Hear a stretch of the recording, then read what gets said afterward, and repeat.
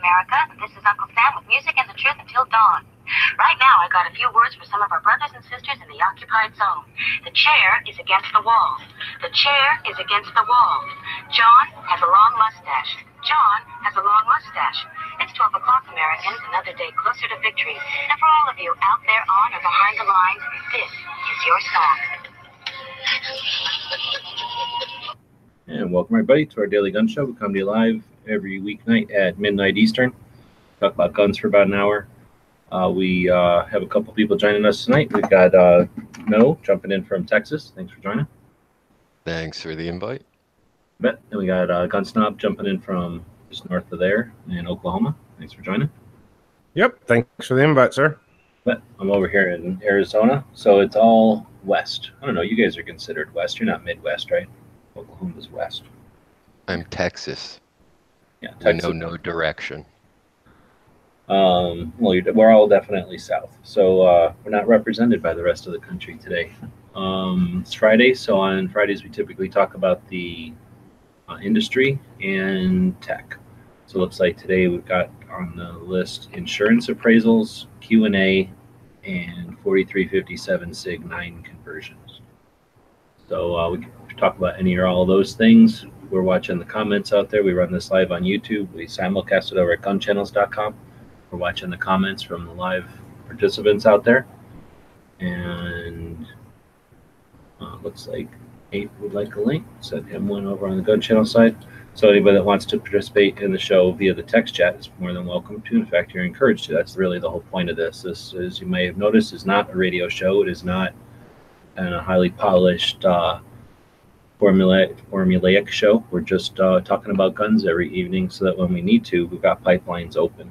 So with that said, anything happen in the early shows? Happen overnight? Anything we're talking about? Clover had a pretty good show with Mike on there from M&W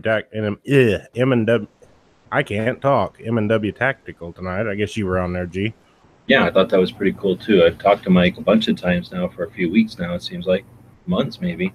And the only thing I knew about Mike is what came up in the discussion. So I'm glad Clover took a minute to focus on him so that we could chat with him. I didn't know he was a drill instructor. I knew he was in the Army. I know he's a drill instructor. So yeah, that's, it's an MOS. It's a job. So its job, or the job description, is to train and to instruct. So I haven't talked to too many firearms instructors who have that credential. So that's kind of neat. And like I say, it brings a different kind of eyeball to training, I'm sure, so that he can, it's interpreted differently. Yeah, I thought it was pretty neat to actually get to know him because, you just see him in all the chats and just hear him talk, but you don't really hear his background. So that was pretty neat. So why don't we do that in here? No, what's your deal? You had to give somebody an elevator speech. What would you tell them? About what Clover show? No, Doctor, no. If I had to give an elevator speech? Your elevator speech, yeah. I don't know. I'm not a content creator. I'm not actually technically a gun guy, I guess. I'm kind of like the martial guy. So I'm all about it's not what you got, it's how you use it.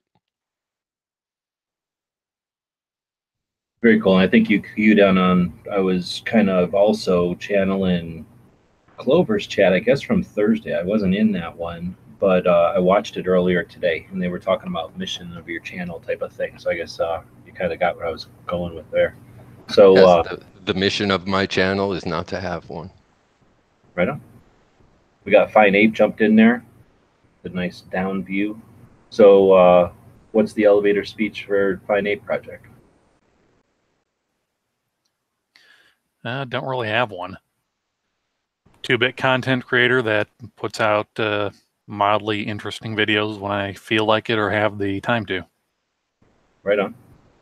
I don't know. Is it worth taking that look at ourselves and trying to give ourselves an elevator speech, a nutshell? I don't know. I guess it also comes from if you have to tell it to people. Describe yourself to people, I guess. Yeah, I mean, if you're going to have a channel and you're going to be a content creator, absolutely who you are and where you're coming from is part of the thing. And if you're going to market yourself at all, then you absolutely positively need that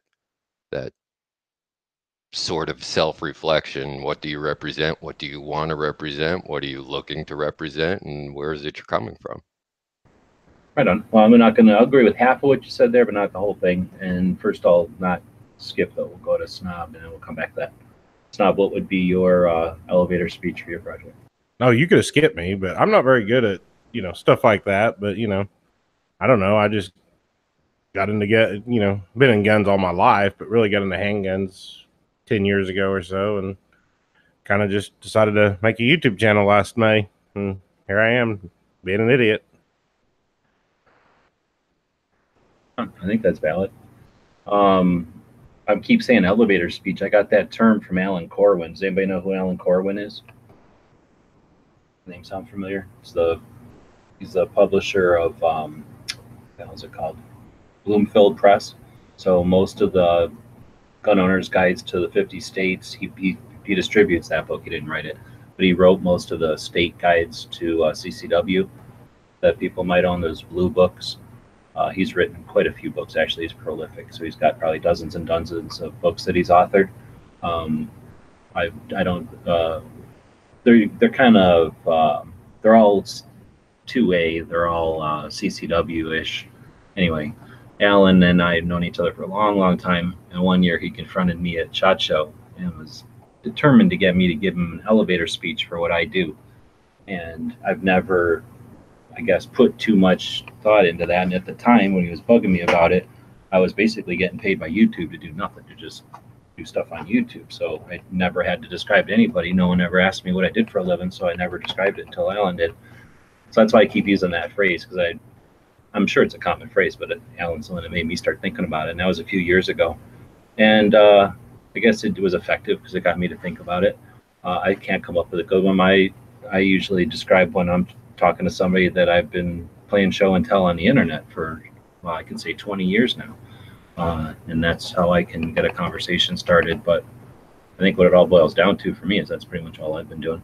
I guess I could add like trying to create community into that a little bit. But anyway, I think it might be beneficial to some of us. Like say, I don't know how often, if you've got a 9 to 5 and you've got a active family life and you're just doing this on afternoons and weekends, you probably don't get questioned about it as much as somebody who might, I don't know, wear around like Ghost. He's always wearing around his hat all the time. It says Ghost Tactical on it. I'm sure people are asking him what that's all about.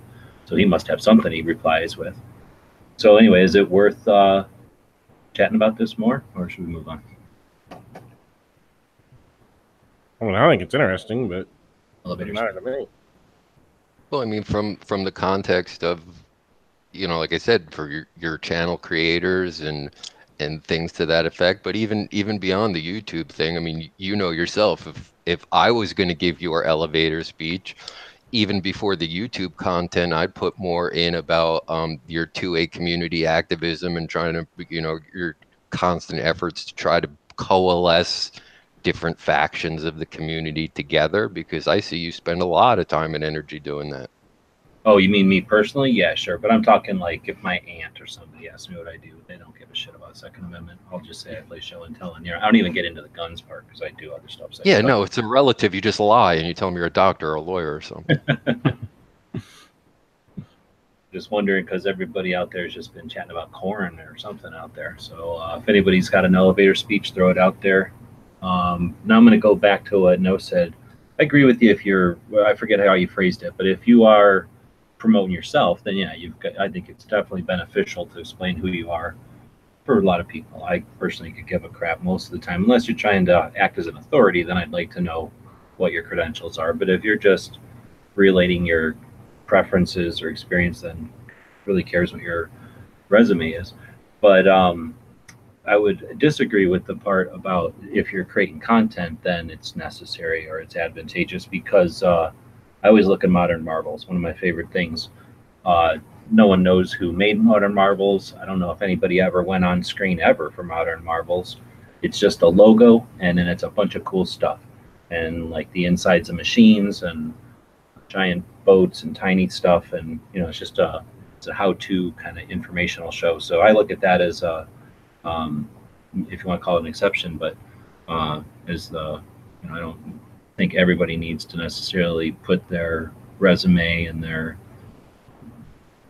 qualifications up there so that they can be, their content's valid. If you're just able to put a camera somewhere useful and make it interesting, then Well, yeah, but that directly ties into, I guess, what your style is going to be, or what your actual content is going to be. Like you said, Modern Marvels, it was a narrator, it was a logo, it was a TV show, it was marketed as such. It wasn't like that Dirty Jobs guy. And I can't think of his name. Right, where the guy was Micro. there all the Yeah. time. It was Yeah, more I mean, so now you're talking about the difference of, if I hate to have to give examples, but I'm gonna. If I'm listening to the Yankee Marshal, which I'm not, knowing who he is and where he comes from is very relevant to how you take his information. So if you're going to present yourself as any sort of internet person, then yeah, that comes into play. If on the other hand, you're just doing things like tabletop reviews, product introductions, or just actually filming other people do things, then no, who you are behind the camera isn't as relevant. You're in that Modern Marvel stage. But again, that's where that sort of elevator speech becomes self-reflective. I think it also kind of, to add on that, depends on the kind of content you're creating. If you're creating training like M&W Tactical or Jaeger or all them, if you're creating training, then yeah, you should, be able to put out what your resume is. But if you're just doing, like you said, tabletop reviews, stuff like that, then, people just want an everyday person's opinion also. So there's that. good point. Yeah, if you're putting it out with that like caveat of like or whatever like that, like authentic, like this is something you can learn from. Yeah, like what do you know? Like why should we listen to you?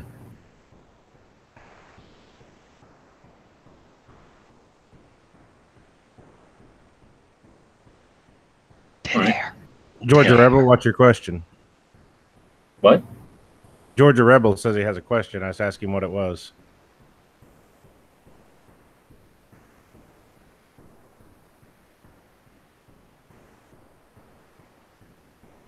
So let's see. And we also can talk about insurance appraisals. I've basically been recycling some topics from old shows.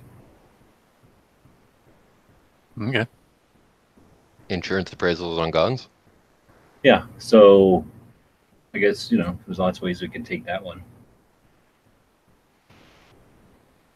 Well, the first thing is, if you're getting an appraisal for something, what are you getting an appraisal for?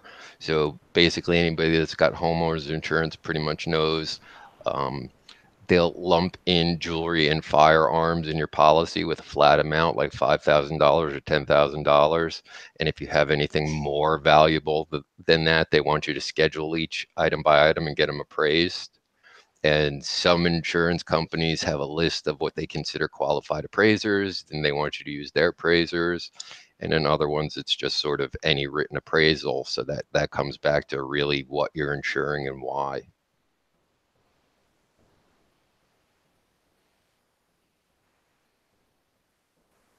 That's a good point of like having a list of them, because I'm sure a lot of gun shops can offer the service, but then whether or not that's considered legit to your insurance company might be another thing, I guess. Yeah, exactly. And that's where you have to know what your insurance company is. Like my insurance company, excuse me, if it's a current production item, then basically speaking, it's MSRP, and it's not actually an appraisal per se.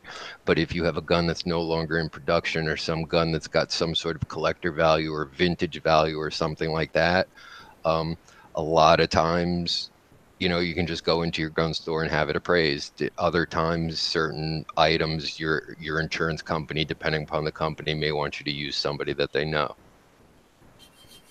I think it kind of depends on your collection too, because when you're a huge collector and have hundreds of thousands of dollars in firearms is different than somebody who has $10,000 in firearms. Well, right. If you're under the threshold for your policy, you wouldn't have to particularly schedule anything at all. If you have a loss, it's like, oh, I had $10,000 in firearms, and they say, okay, you're covered up to $10,000. Yeah. So that's a couple of things there. So my policy, I could take riders. So I have riders on the, because there's, you know, you have, like you say, there's a certain amount that's covered on the policy, and then you can add, you know, chunks to it. So I've got riders or whatever, but then,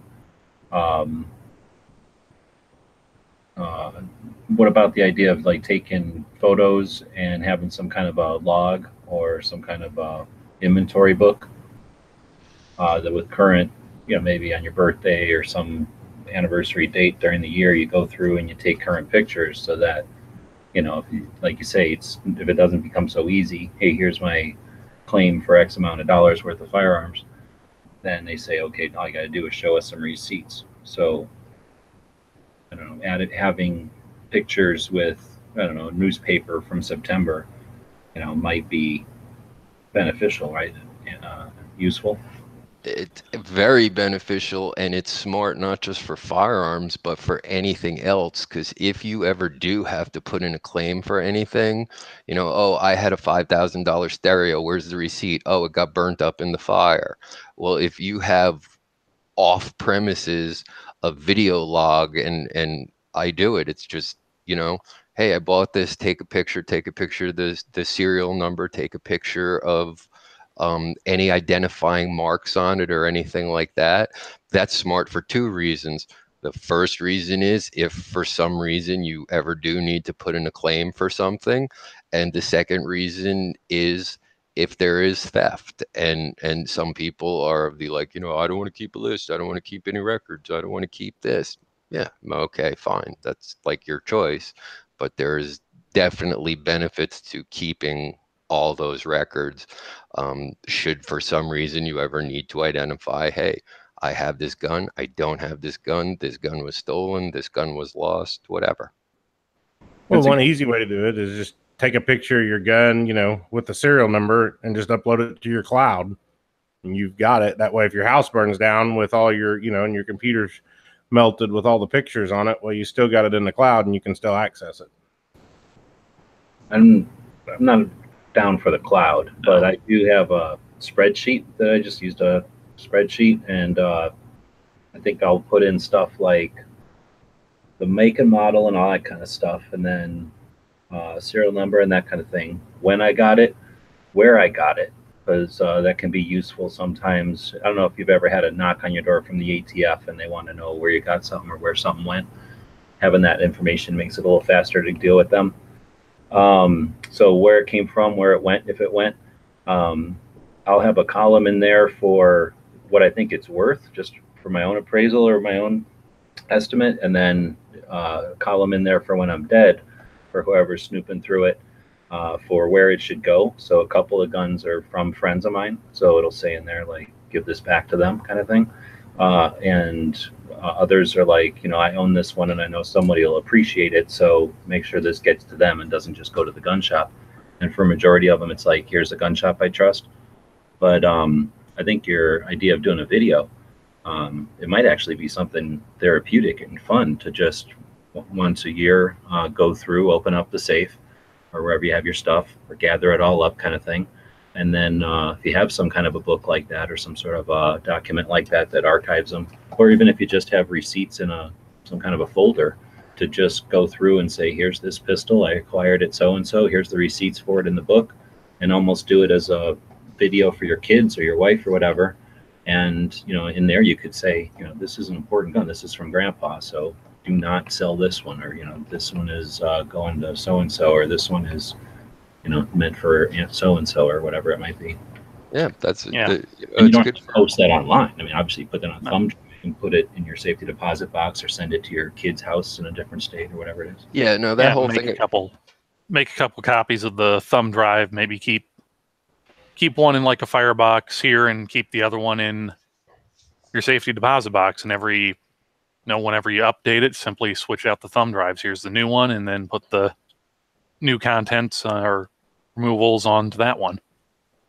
But I would recommend having some paper and some kind of stuff so you can keep it at different levels. Like there's the stuff that you'd want to, if a police came and said, oh, we need a police report.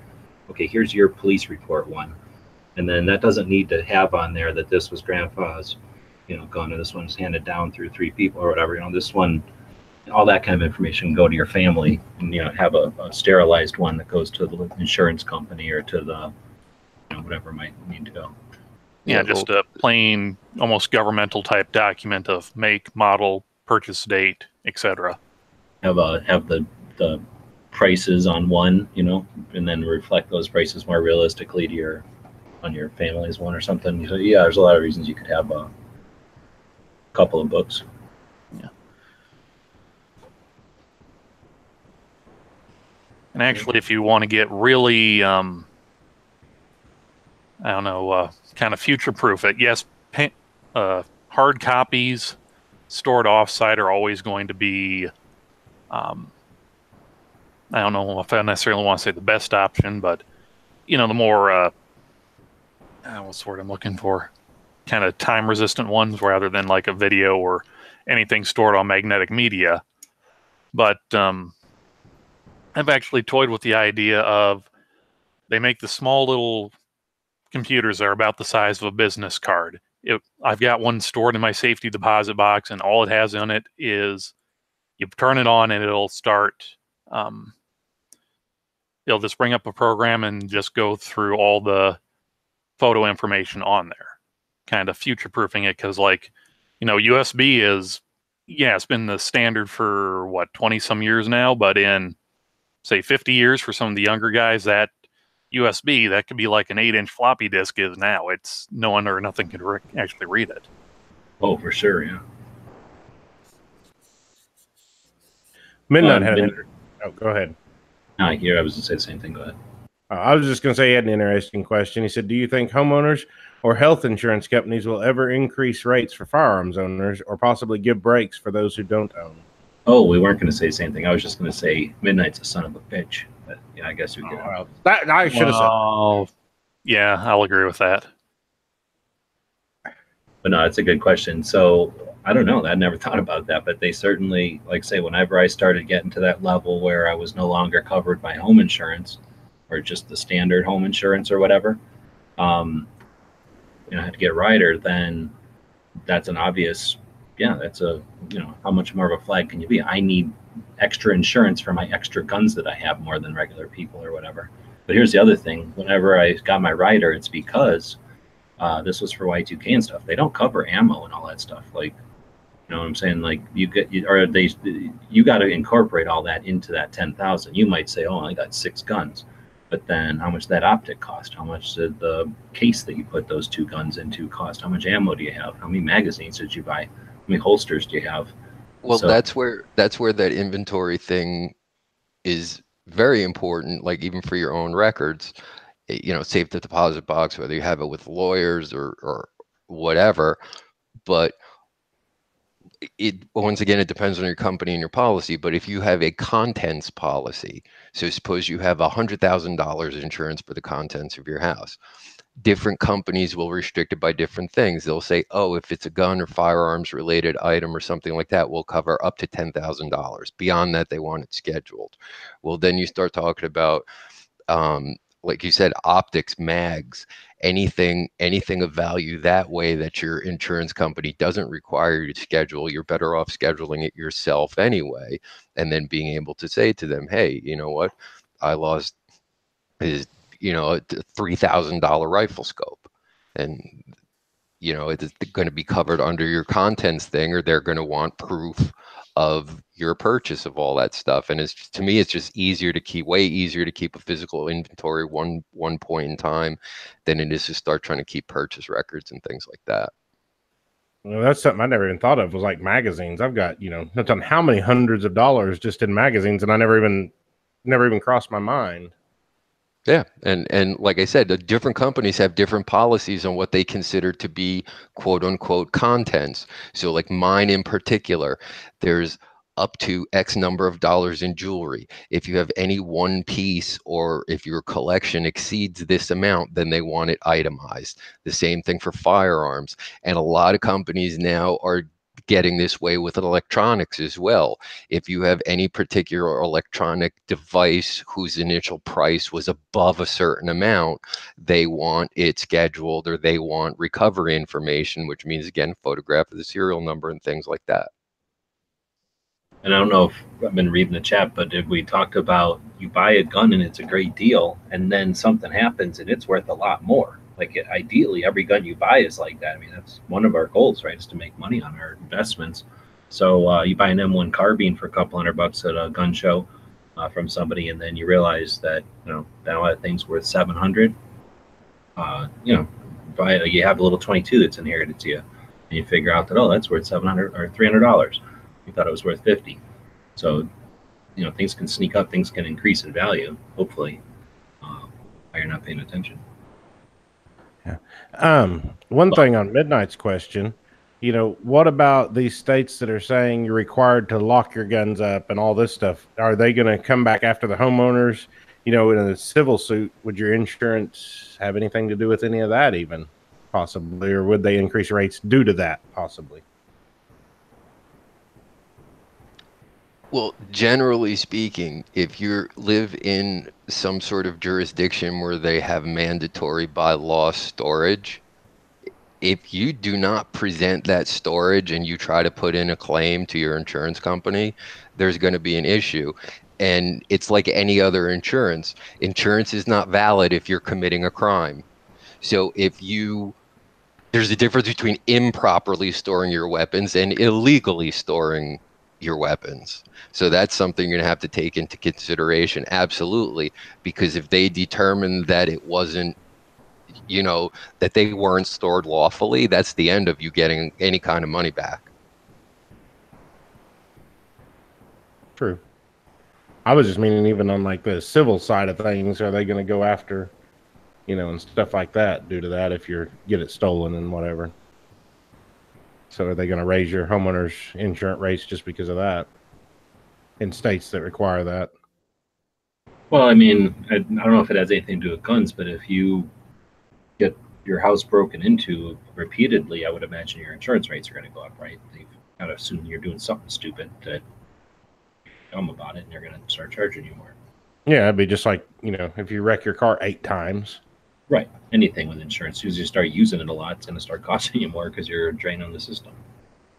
Or else they'll drop you, I guess. But yeah, I wonder if that's going to be a thing. And now we'll just have to, let's not wish for more complicated shit. But at this point, I think that there's enough in investment quality stuff out there that gets insured that they know that they'd be dumb. Like, what are they going to, somebody's got $1 million home that they're insuring and all this product inside that they're insuring, and then their life they're insuring maybe, and then their cars maybe they're insuring, and then they're going to say, you got a shotgun in the closet? Keep your money. Right? Yeah. Insurance companies aren't stupid. And then too, don't forget, is if you're a focus person, like in other words, if you are a gun collector, if you're a car collector or watch collector, there's insurance companies that specialize in those items in particular. If that's like a part of your business or a part of your life, or you have that kind of collection, as opposed to, like you say, I have a couple of guns in the closet. Yeah, and even on that though, all the stuff that's going on, all these companies, the banks and all that quitting doing business. And is that going to be something that starts happening with insurance companies more and more now? Is that if you own guns, they're going to say, hey, we're not insuring you, period, now? Are they just more interested in money? Because apparently the banking industry isn't. With all the hunters that would be affected and people from every walk of life, I would think that would be ripe for an insurance company to say, hey, they're not going to insure you with guns, but we sure as hell will. There's enough existing insurance companies, I think, to take all that. Yeah, not to mention the fact that it's become a common thing. Every time somebody talks about gun legislation, one of the things that they throw on the table is mandatory insurance for gun owners. So if if a market or an industry like the insurance industry is going to get together and say, you know, we don't want the liability of gun ownership, and then you turn around and you say, well, you have to have insurance to own a gun, and they make that a law, then what's supposed to happen? So, you know, there would be a breaking point or a threshold at some point in time where that's going to have to be addressed. And again, as far as the dollars are concerned, sure, there's always going to be a company who's going to step up and say, hey, you know what, we don't care, we'll insure you, that's what we do. Yeah, I think that's a fair point. So, Ape, you're saying this is a new webcam you're using? Switching topics here.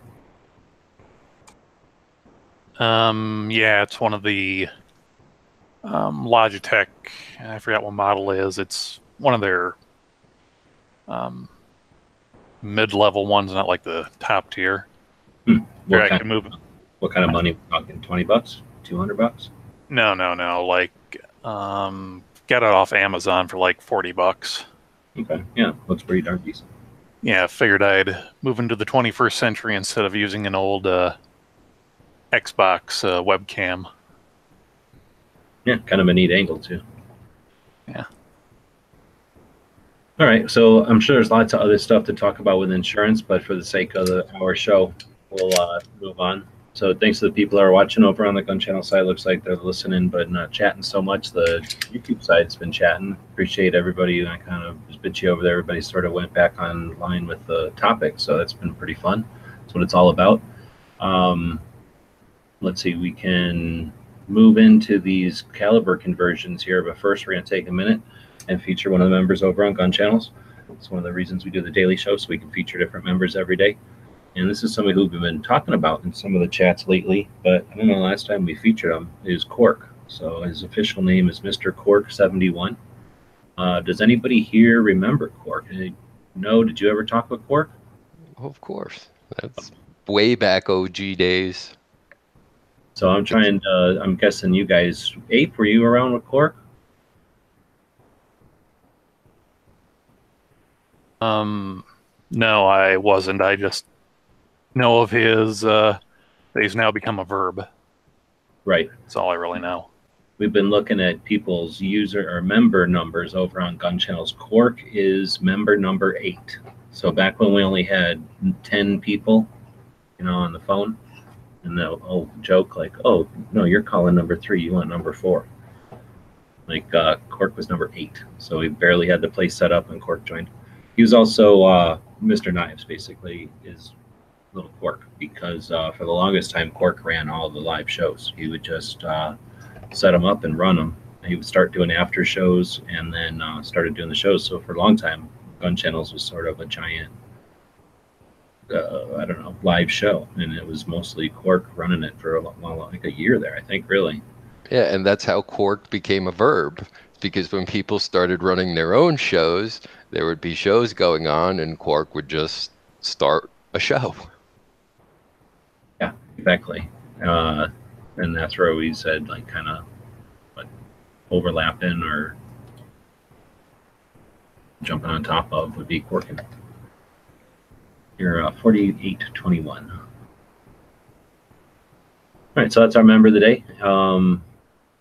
And he was a pretty cool dude. He was not a big-time shooter or nothing, but he was semi-familiar with guns. I think he grew up with them. And then when he moved out or whatever, he didn't have a bunch of guns, but he had some crazy, something like a Walther, some goofy Walther or something for a long time. And then I think he eventually bought a Glock, right? But I thought it was the other way. I thought he had to sell the Glock to pay for surgery on his cat, and then bought a PPQ to replace it. That might be. So yeah, kind of an interesting flavor to his preference or whatever his but he was always one to bring up interesting questions and keep chats moving. So yeah, definitely I don't know what we call them, but OG Gun Channels members. So that'll take us to conversions. 4357.9, all the stuff that fits in the same chamber, so, or at least the same length of chamber, so that means the same magazine. Or what, should we say the same length of cartridge? So that means the same magazine, which means the same chamber, which means the same gun. The same frame size, I would say. So besides, I mean, obviously the Glock, you can swap out the barrels and go caliber conversions. Are there the Berettas you can do that on too, right? Can you take a 40 Beretta and turn it into a 9?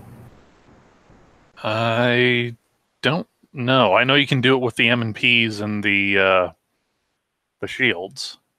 So I just put in a 357 SIG conversion barrel in my 40 shield. You can do it with the SIGs too. Yeah. And to obnoxious one out in the chat, yes, 9mm uses different mags, but 40 and 357 use the same, since they're the same same diameter cartridge and same rim diameter.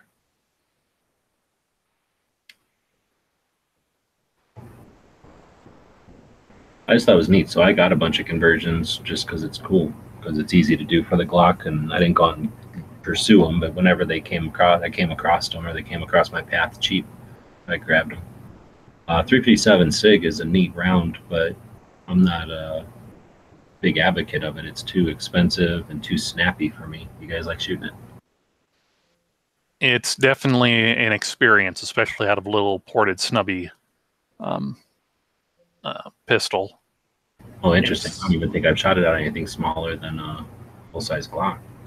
Well, my dad actually picked one up back when Smith & Wesson first came out with the M&P series. He picked up a full-size night sight one, and it's in a full-size gun, I'd say it's what you notice more is mostly is a concussion, since it is a higher pressure round. But I don't think it's any more snappy than 40 in a full size. But in the compact, it's definitely snappy and really punches you in the nose with the concussion wave. I've only shot it in a full size, but I didn't notice it being that much different than 40. Oh, really? I thought it was a little snappier than 40. I haven't. Really. It's definitely got snappy is not a good word. I mean, it's definitely got a way sharper recoil impulse than a 40. So like it would be like very sharp, the 357 SIG, then the 40, then like, you know, you have that really soft push of a 45. Mm-hmm. My buddy that's a law enforcement officer, that's what their department carries, is 357 SIGs. Really? In Oklahoma? Yep. It is a pretty interestingly ballistically interesting round. There had to be a story to that somewhere, where they were like, hey, 45 won't work for this reason, and 9mm is not enough, I guess. Well, the whole thing was I don't remember what ammo manufacturer came out with the idea first, but it was people wanted the power of a 357 125 grain hollow point, but in an auto gun platform. It was SIG did it with Federal, and it was for that reason. It was at the time when departments were switching from 357s to 9mm, and SIG's plan was that they could garner the law enforcement market away from Glock if they could give them a high capacity 357 Magnum equivalent. Oh, so does it really use a 357 slug in there? No, it uses a 9mm, a 355 diameter instead of a 358, 357. I mean, we're talking a handful of thousandths of an inch. Okay, but it's not like they literally took a revolver projectile and put it in an auto case. Is that you're going? No, they took a 10mm case and necked it down to a 9mm. It's actually trimmed it down. Yeah, it's actually slightly shorter than 10mm. But it's long 40? No, it's hold on here. I got brass all over my table here. Because I thought it was 40 knocked down to 9, like he's saying. You can neck down 40s to 357 SIGs, but you'll end up with cases that are either right at the minimum SAMI specification for overall length, or There's more than just length too. Is there is the 10 millimeter a stronger case? I think so. Okay, here, if my camera will focus, there we kind of went. Some reloader people that were able to jump in. The Well, web. here's an empty 357 SIG. And then the one next to it is actually a 10 millimeter that's been necked down to 9 millimeters. So this is a SIG. This would be like a 9x25 Dillon, which you can still shoot out of the same gun, or what? No, you have to use like a 10 millimeter platform, which is actually, I think that would be if you're going to get a lot of conversion kits or a gun, getting something in 10 millimeter would be more practical since it uses the same rim diameter. So you can use 10 millimeter or 9x25 or 357 SIG and 40 Smith & Wesson in it. And then usually 10s are large enough frame to put a 45 barrel in it too, right? You can, but here what you'll run into is here's a 45, is that the rim diameter here. So the actual part that's milled into the slide. Come on, you were focused here for a second. There we go. You'll be, I'm trying to remember here. You'll have to actually like mill the part of the slide out to accept this larger rim compared to those. But like if you're like for a Glock, if you just wanted to get I don't remember what a full size 45 is, you can just swap the uppers out. Yeah, that's what I was thinking. Yeah. So one thing about the conversion kits is I keep saying I'm going to buy one of the police trade-in Glock 22s and get the 357 barrel for it because you can get them so cheap right now. And just throw a 357 barrel and you got two different, 40 and 357. Mm-hmm. So did we come up with any other guns besides Smith & Wesson, Glock, and SIG? Well, it's not a company, but 1911s. But that because you can get conversion kits for like 50 GI because it uses a rebated rim. Okay, 50 GI, yeah, you buy it. You basically use your frame. You got a slide and a barrel. Yeah, and then like what is that? 460 Roland, and then there's a 400 Corbon, which is basically a 45 that's been necked down to 40 caliber. So kind of like a 357 SIG plus.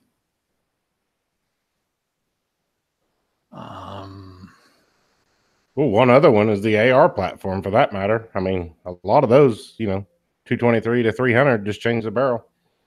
Mm-hmm. We're talking conversion barrels, not convertible guns, because I was thinking of that. Not a conversion barrel per se, but a convertible firearm would be like the Ruger Blackhawks. Like they make ones that come with a 357 cylinder, and then you get like a spare 9 millimeter cylinder, or a 45 auto and a 45 Colt, or like the single 6s, I think, still do this, where you'll have a 22 Win Mag or 22 rimfire Magnum cylinder, and then like a regular 22 cylinder.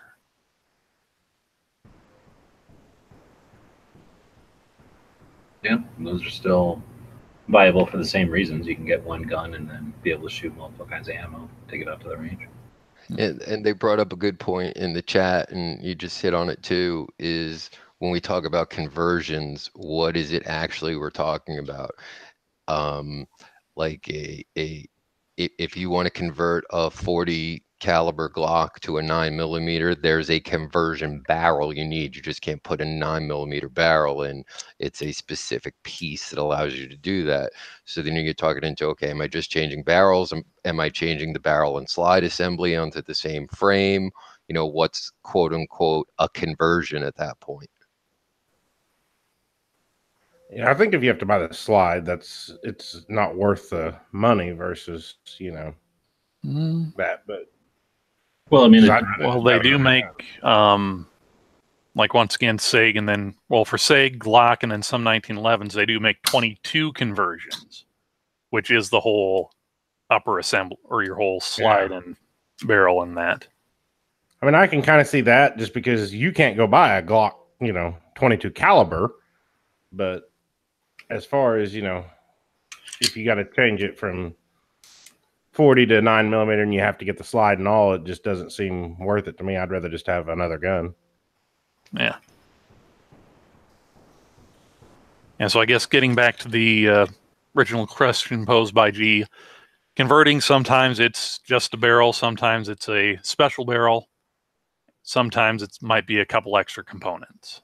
So it's really dependent on the calibers we're talking about, because like you said, there's all different characteristics of these calibers, and depending on what spec you're talking about, like you said, sometimes it's just a barrel because it's usually just the chamber that's different. Other times it's more. Well, probably the easiest one is the Glock, converting it from 40 to 357, because it's literally just the barrel. Yep. Because you don't have to mess with the mag or anything. Yeah. If it was just two more common calibers, but it's sometimes useful, I guess, if you just want to play with some 357 SIG and then go back to 40, I guess. Yeah. All right. Well, with that's calibers. We can move on to, let's see, we're going to talk about the gun shop of the day. Today it's the Browning Museum. Only we had somebody in here who's been to the Browning Museum. You guys ever been to the Browning Museum by any chance? Negative. Where's it at? Utah. Yeah, so it's in Salt Lake City, just north in Ogden, Utah, really. But if you go from the center of Salt Lake City, it's like an hour or something, maybe, not even, to get it. It's in a train station, and it's pretty cool. It's in the second story of the train station in Ogden, and it's in the same town that he did all of his work in.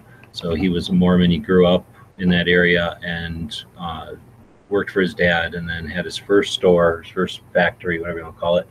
And there was eventually 3 of them. So those are right there. Well, one of them is still there. One of them is torn down, and there's a monument to it. And the third is more difficult to find. So, but they're all right there within walking distance of the museum. So you can go look at those, I guess, just experience, kind of the real life part of it there.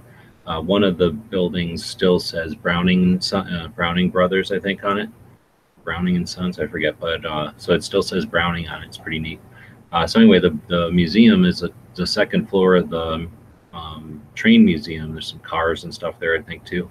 And part of the museum is his workshop. So whenever he passed, they left his workshop as is, and then it eventually is there at the museum. So you kind of walk into his workshop in like this little glass tunnel, and you are in his workshop, and you can see what he had on the table. I guess he died in Belgium, but this was probably his workshop here in Utah. He was known for not leaving his prototypes be, so he wouldn't make a prototype and then start over. If he was going to make some alteration or some next model, he would just take his first gun and take it apart and start making it into the second gun. So for that reason, there's not a heck of a lot of prototypes, but it is kind of neat to see a shop with all the, I don't know what you call them, components, pieces, that he would have been using to come up with his ideas. And then, of course, there's a bunch of his guns there. So it's got representations. I mean, he was super prolific, right? So it's got handguns, it's got shotguns, it's got, I guess he really didn't do revolvers, but it's got his machine guns, it's got some of his heavy stuff.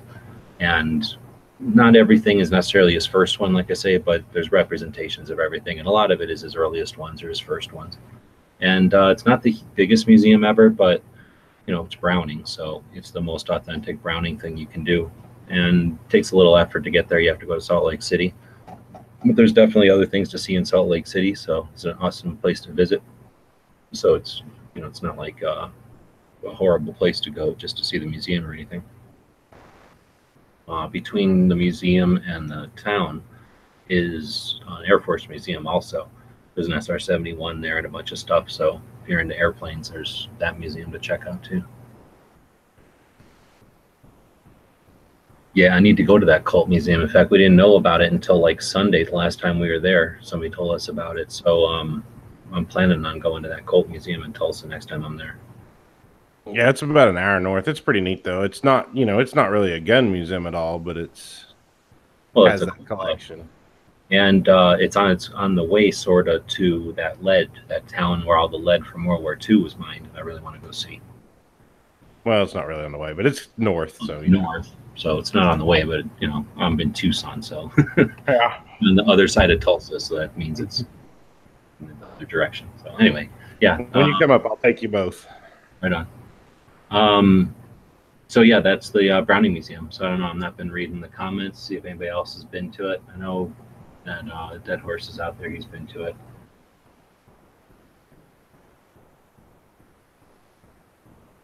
All right, well, so that's our shop. Every day we try to feature a gun shop. So if you ever want to have a shop featured, feel free to email it to us, dailygunshow@gmail.com. And it would be embarrassing if I told you the last time somebody sent us an email, because it's all just spam emails from YouTube in there for like months. I don't even think, except for Patriot sent us one email. We haven't had an email in months. So anybody that wants to participate in the show, feel free. The email's still there. We can dig into history a little bit, and we can wrap it up. We're getting close to the end of the hour. Today is, what's today? The 17th? I don't remember if there's anything going on over on the gun calendar. They were asking about, somebody was asking about the Taurus M605 earlier in the chat. Do you guys have any opinion on that while I'm digging through the history stuff? I've never messed with one, but I had an 85, and that was actually a really good little gun for a cheap Taurus. Yeah, not sure how, sorry. Yeah, I've got a Model 85. I've had it and carried it for years. It's a pretty good little gun. But you're talking 38 special versus a 357, so... I had a Rossi 357 one time, snub nose, and it was a pretty decent little revolver. I never shot it a whole lot. I didn't have it very long. Just traded for it and traded it off, but it was decent for when I had it, which is still a Taurus, I guess. Actually, well, I take that back. I got a 4-inch Taurus tracker, actually, my first revolver. I remember shooting the snot out of that for years until I bought something different. But I don't know. I'd say for what he paid for it, I don't see how you can really go wrong unless as long as it doesn't grenade in your hand. Yeah. I think Taurus makes pretty good revolvers most of the time. Yeah. I've not always been so thrilled with their semi-autos, but...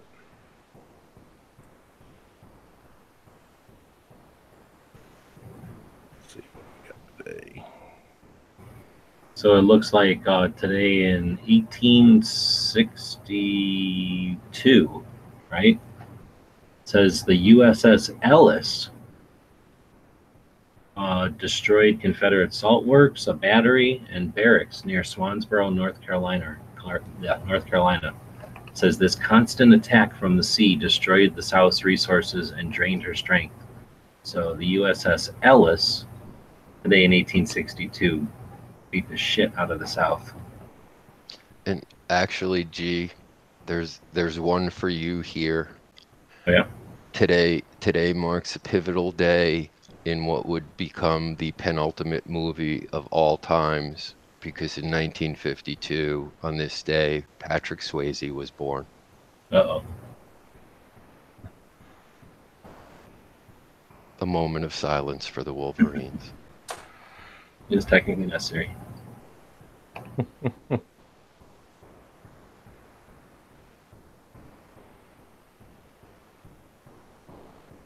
In 1998, U.S. President Bill Clinton admits in taped testimony that he had an improper physical relationship with White House intern Monica Lewinsky. Later that same day, he admits it before the nation that he misled people. 1958, the world's first moon probe was from here, and it exploded 77 seconds into launch, I guess. So, Pioneer 0. 1966, Pioneer 7 launched into solar orbit.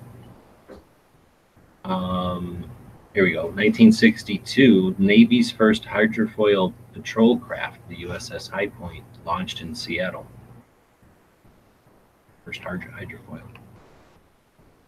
1969, Category 5 Hurricane Camille hits the U.S. Gulf Coast, killing 256 and causing 1.42 billion in damage.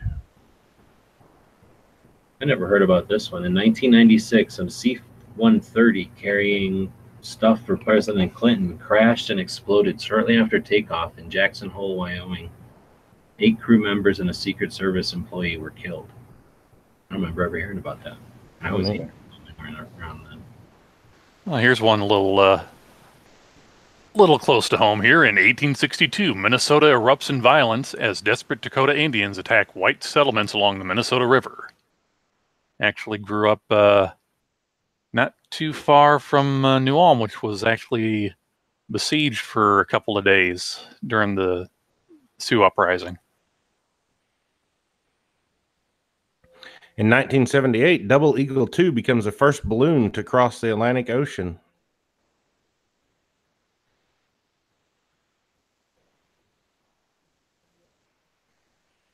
Uh, 16 Medal of Honors awarded today.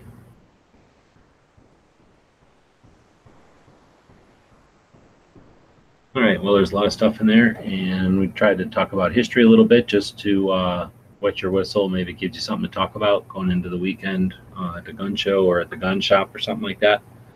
Let's see. I don't think there's anything even happening on the gun calendar over the weekend. No, some crap happens on Monday, but we'll let that happen on Monday. Anything else from anybody before we head out? Wrapped it up right in about an hour tonight. I've got nothing. Right on. Well, I appreciate you guys jumping in. Otherwise, I'd be here by myself, and it'd be like a 5-minute show. Effort in towards doing the 15-minute show still in the daytime, and we'll eventually have that working, and that'll give us something to guide this show. But till then, we'll keep doing the show so we can talk about gun shops and things. Oh, I was going to talk about a movie today, actually. Anybody seen Cobra Kai? The new Karate Kid comedy series that's on YouTube, I guess. I have not. I've seen you put out something about it, but I haven't even watched that yet. So, you know what Karate Kid is, right? That movie from the 80s? Oh, yeah. I remember watching it once, maybe back when I was like 5. Yeah, I hated that movie. I did not like that movie that much, but I've seen it like everybody. It's a movie that everybody's seen, I think. So Karate Kid, you know, wax on, wax off, all that. So, and I think there was a few of them. Anyway, it's the same 2 actors, the bad guy and the kid who gets his butt kicked. And then, except that if you've ever watched that movie, it's supposed to be about this kid who moves in from New Jersey and learns karate from Mr. Miyagi, and he makes him wash his cars and trim the hedges and stuff, and that turns into karate lessons. And then he defends himself from this bully. But if you look at the movie another way, this guy moves into town, steals the guy's girlfriend, keeps pushing him around, and then eventually kicks his shit out of him in a karate tournament. So the sitcom thing here that YouTube did is sort of from that angle, that it's the blonde kid who was really the guy who got his butt kicked all the time by the Karate Kid, and he got his girlfriend stolen, and then years later it's the same 2 actors. So all that time's gone by, and now the blonde guy is starting up a karate studio. Karate Kid can't deal with it, and because he runs a car dealership and he's all successful, and he doesn't like the idea that this blonde kid's starting a karate studio. So it's 10 episodes worth of interesting stuff. It's well written, and there's a lot of like plot to it and stuff. It's pretty neat, and it's funny. Way better than the movie. Way better than the movie, even though it's the same people in it. No guns in it at all, but I thought it was funny, so I was going to bring it up today. So would you say it's better than the remake starring Will Smith's kid? Oh, did not like the first movie, so I did not even have any interest in seeing that remake. The only reason I saw it was because it came bundled free with a game console I bought a couple years ago. Oh, was that any good? I'm assuming no. Basically, they take the fish out of water thing and crank it up to 11. They take Will Smith's kid and his single mother. She gets moved to China, and he learns karate from Jackie Chan, who is a broken down drunk. So, I don't know. It was a thing. Yeah, I mean, That's all I can I say guess about it. probably, if I cared more about the first movie, I'd probably have seen the second one and then had more of a thing. But I don't think I've even seen it. I do remember what you're talking about now. I think I remember seeing when it came out. Lockjaw, there's other places available. There's other sources available. Just FYI, that can be found. But with that, I think now we can end it. Does anybody have a quote?